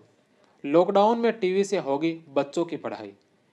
विभाग को इसमें कुल 195 मिनट यानी कि 3.25 घंटे मिलेगी। पहली से 8वीं तक की पढ़ाई 75 मिनट होगी। 9वीं से 12वीं तक की कक्षा की पढ़ाई 2 घंटे तक होगी। कक्षा 5 के लिए कार्टून्स की शुरुआत होगी। कई कक्षाओं के लिए दूरदर्शन में निःशुल्क समय दिया जाएगा। ये क्लासें गर्मी की छुट्टियों में भी संचालित की जाएगी। इस प्रकार होगा कार्यक्रम का प्रसारण। कार्यक्रम का प्रसारण शिक्षा दर्शन कार्यक्रम का प्रसारण राजस्थान सरकार द्वारा दूरदर्शन राजस्थान के तहत 2 स्लॉट में सोमवार से शनिवार तक विषय अनुसार प्रसारित किया गया। प्रथम स्लॉट में 9 से 12वीं तक के विद्यार्थियों के लिए प्रसारण किया गया। दूसरे स्लॉट में कक्षा 1 से 8वीं तक के विद्यार्थियों के लिए कार्यक्रम प्रसारित किया गया। प्रथम स्लॉट का प्रसारण दोपहर 12:30 बजे से यानी कि 12:30 से लेकर दोपहर 2:30 तक होगा। इसके बाद दूसरे स्लॉट का प्रसारण किया जाएगा जो कि शाम 3 बजे से लेकर शाम 4:15 बजे तक किया जाएगा। तो यह था शिक्षा दर्शन।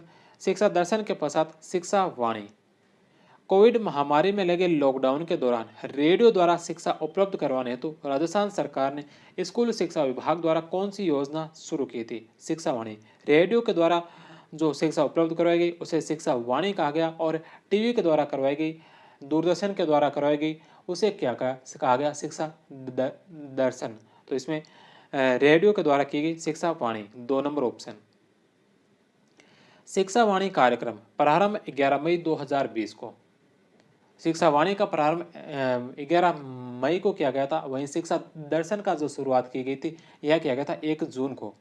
समय 11 बजे से लेकर 11:55 तक 55 मिनट का। स्टेशन प्रसार भारती और इंडिया रेडियो के 25 स्टेशन। आधार वाक्य था प्यारे बच्चे कान लगाओ, पढ़ते जाओ, बढ़ते जाओ। प्रावधान क्या थे इसके अंदर? राजस्थान की मांग पर केंद्र द्वारा आकाशवाणी पर निःशुल्क उपलब्ध करवाए गए स्लॉट पर 11 मई 2020 से शिक्षा वाणी कार्यक्रम शिक्षा वाणी प्रोग्राम शिक्षा विभाग राजस्थान द्वारा कोविड-19 के कारण विद्यालयों के बंद होने से बच्चों तक शिक्षा की पहुंच बनाए रखने और सीखने सिखाने की प्रक्रिया की निरंतरता के उद्देश्य से रेडियो पर राजस्थान राज्य शैक्षिक अनुसंधान एवं प्रशिक्षण परिषद उदयपुर SIERT के माध्यम से किया जा रहा है। इस शिक्षण कार्यक्रम में प्रसारित किए जाने के लिए गुणवत्तापूर्ण शिक्षण सामग्री का निर्माण SCERT के नेतृत्व में डाइट एवं MOU के तहत विभिन्न संस्थाओं एवं उच्च प्रशिक्षित शिक्षकों द्वारा किया जा रहा है। इस कार्यक्रम में नियमित रूप से प्रतिदिन 11 बजे से लेकर 11:55 तक 55 मिनट का राजस्थान के 25 स्टेशन पर शुरू किया गया।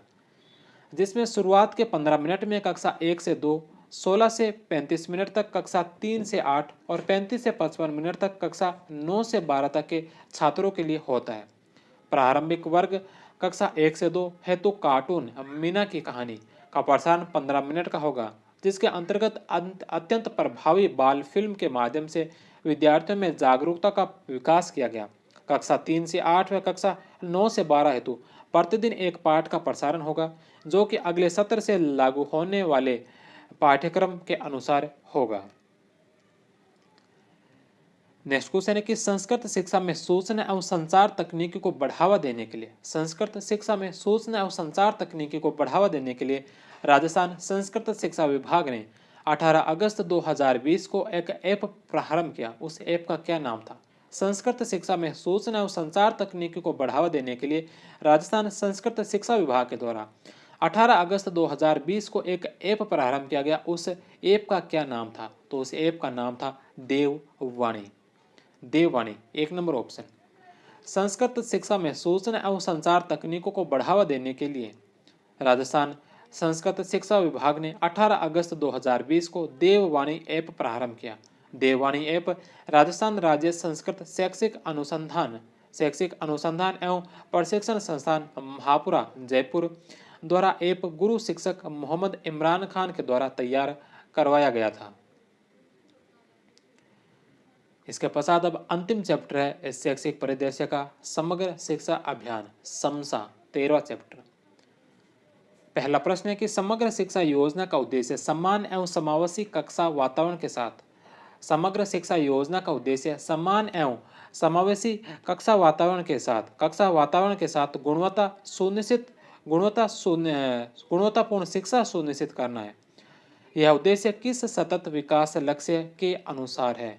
SDG 4 4 number option. सतत विकास लक्ष्य SDG कुल संख्या 17 है, जिनकी प्राप्ति 2030 तक की जानी है। SDG 4 के अनुसार लक्ष्य है समावेशी शिक्षा, गुणवत्तापूर्ण शिक्षा एवं न्याय संगत शिक्षा की व्यवस्था सुनिश्चित करना। नेक्स्ट क्वेश्चन है कि केंद्रीय बजट 2018-19 में सर्व शिक्षा अभियान को समाहित कर दिया। केंद्रीय बजट 2018-19 में सर्व शिक्षा अभियान को समाहित कर दिया। किसमें? समग्र शिक्षा अभियान में। 3 नंबर ऑप्शन। प्रधानमंत्री नरेंद्र मोदी की अध्यक्षता में आर्थिक मामलों की मंत्रिमंडल समिति ने 1 अप्रैल 2018 से 31 मार्च 2020 के लिए नई एकीकृत शिक्षा योजना बनाने के स्कूली शिक्षा और साक्षरता विभाग के प्रस्ताव को मंजूरी दे दी। सर्व शिक्षा अभियान SSA, राष्ट्रीय माध्यमिक शिक्षा अभियान रमसा एवं शिक्षक शिक्षा का एकीकरण कर समग्र शिक्षा अभियान समसा चलाया जा रहा है। राजस्थान स्कूली शिक्षा परिषद पर समसा योजना के क्रियान्वयन और मॉनिटरिंग के लिए जिम्मेदार होगी। नेक्स्ट क्वेश्चन है कि कौन सी योजना समग्र शिक्षा अभियान के अंतर्गत आवर्त नहीं है? कौन सी योजना जो समग्र शिक्षा अभियान के अंतर्गत नहीं है? सर्व शिक्षा अभियान है, राष्ट्रीय माध्यमिक शिक्षा अभियान है और शिक्षक शिक्षा अभियान है। व्यावसायिक शिक्षा इसके अंदर सम्मिलित नहीं है। सर्व शिक्षा अभियान, राष्ट्रीय माध्यमिक शिक्षा अभियान और शिक्षक शिक्षा अभियान। नेक्स्ट क्वेश्चन है कि कौन सा राजस्थान के समग्र शिक्षा अभियान का मुख्य लक्ष्य नहीं है? राजस्थान के समग्र शिक्षा अभियान का मुख्य लक्ष्य कौन सा नहीं है? प्रौढ़ शिक्षा को बढ़ावा देना। प्रौढ़ शिक्षा को नहीं बल्कि विद्यालय शिक्षा को बढ़ावा देना है। विद्यालय शिक्षा के सार्वजनिक और रैंकिंग अंतर को कम करना, व्यावसायिक शिक्षा को बढ़ावा देना, विद्यालय शिक्षा के सभी स्तरों पर समानता और समावेशन को सुनिश्चित करना। विद्यालय शिक्षा के सार्वजनिक और रैंकिंग अंतर को कम करना, व्यावसायिक शिक्षा को बढ़ावा देना, विद्यालय शिक्षा के सभी स्तरों पर समानता और समावेशन को सुनिश्चित करना। तो 2, 3 और 4 सही है, पहला इसमें गलत होगा। स्कूली शिक्षा के प्रत्येक स्तर के लिए समग्र शिक्षा योजना के मुख्य उद्देश्य निम्न प्रकार है। शिक्षा में गुणवत्ता का प्रावधान कर उसे रोजगारोन्मुख बनाना, स्कूल शिक्षा में सामाजिक और लैंगिक अंतराल को पाटना, स्कूल शिक्षा के प्रत्येक स्तर पर समता और समावेशिता को सुनिश्चित करना, विद्यालयों में शिक्षा के न्यूनतम मानक सुनिश्चित करना, शिक्षा के व्यवसायीकरण को बढ़ावा देना, राज्य को बच्चों के निःशुल्क एवं अनिवार्य शिक्षा का अधिकार RT अधिनियम 2009 को लागू करने में सहयोग करना। इसके अलावा शिक्षक प्रशिक्षण के लिए राज्य शैक्षिक अनुसंधान एवं प्रशिक्षण परिषदों SCERT, शिक्षा के राज्य संस्थानों और जिला शिक्षा और प्रशिक्षण संस्थानों DIET को नोडल एजेंसियों के रूप में सुदृढ़ीकरण और उन्नयन करना। नेक्स्ट क्वेश्चन है कि समग्र शिक्षा अभियान के लक्ष्य, समग्र शिक्षा अभियान के लक्ष्य कौन से हैं? स्कूली शिक्षा में सामाजिक और लैंगिक अंतराल को पाटना, स्कूली शिक्षा में सामाजिक और लैंगिक अंतराल को पाटना। दूसरा कि शिक्षा में व्यावसायिकता को बढ़ावा देना, शिक्षा में गुणवत्ता प्रावधान। तो तीनों ही है जो इसके प्रमुख लक्ष्य उपयुक्त सभी। 4 नंबर ऑप्शन। नेक्स्ट क्वेश्चन है कि ट्रांसपोर्ट वाउचर योजना, ट्रांसपोर्ट वाउचर योजना छात्राओं की सुविधाओं के लिए लागू की गई। कक्षा का स्तर कौन सा है? कौन सी कक्षाओं के छात्राओं के लिए इसे शुरू किया गया था? 9 से 12वीं स्तर। 1 नंबर ऑप्शन, 1 नंबर ऑप्शन है जो इसका राइट आंसर होगा।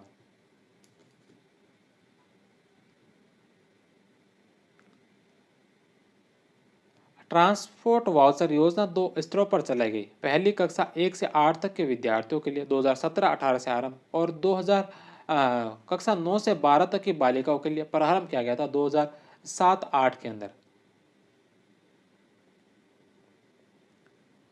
नेक्स्ट क्वेश्चन है कि समग्र शिक्षा के बारे में निम्न में से कौन सा कथन सत्य नहीं है? समग्र शिक्षा के बारे में कौन सा कथन सत्य नहीं है? यह भारत सरकार का फ्लैगशिप कार्यक्रम है। समग्र शिक्षा भारत सरकार का फ्लैगशिप कार्यक्रम है, यह सही है।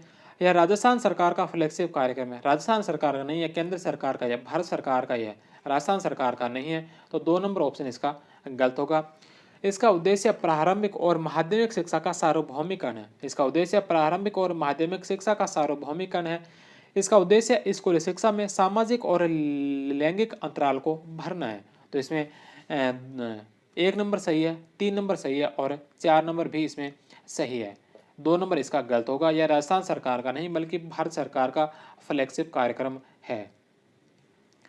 प्रधानमंत्री की अध्यक्षता में आर्थिक मामलों की मंत्रिमंडलीय समिति ने समग्र शिक्षा योजना अभियान को नए संशोधित रूप में 5 वर्ष के लिए बढ़ा दिया। केंद्र सरकार ने समग्र शिक्षा अभियान की नई फ्लैगशिप योजना 1 अप्रैल 2021 से 31 मार्च 2026 तक के लिए शुरू की, जिसमें समसा 2.0 अभियान, समसा 2.0 संबोधित किया गया। यह अभियान 4 अगस्त 2021 को आरंभ हुआ। इसका इस 5 वर्ष की अवधि में कुल प्रावधान 2,94,283.04 करोड़ रुपए किया गया। इससे शिक्षा के लिए सतत विकास लक्ष्य SDG के प्रत्यक्ष लाभ अंतरण DBT और नई राष्ट्रीय शिक्षा नीति 2020 के साथ संरेखित करने के लिए अपग्रेड किया गया। यह केंद्र प्रवर्तित का व्यापक कार्यक्रम है जो विद्यालय पर सुगम पहुंच तथा बेहतर अधिगम परिणामों के समान अवसर उपलब्ध करवाने व विद्यालय शिक्षा में सुधार के व्यापक लक्ष्यों को सामने रखकर पूर्व प्राथमिक से 12वीं कक्षा स्तर के समग्र रूप से समाहित कर शुरू किया गया है। राष्ट्रीय शिक्षा नीति 2020 में समसा में नए हस्तक्षेप, योजना की प्रत्यक्ष पहुंच को बढ़ाने हेतु सभी बाल केंद्रित हस्तक्षेप, एक निश्चित समयावधि में प्रौद्योगिकी आधारित प्लेट कार्यक्रम पर प्रत्यक्ष लाभ अंतरण DBT मोड के माध्यम से सीधे विद्यार्थियों को प्रदान किए जाएंगे।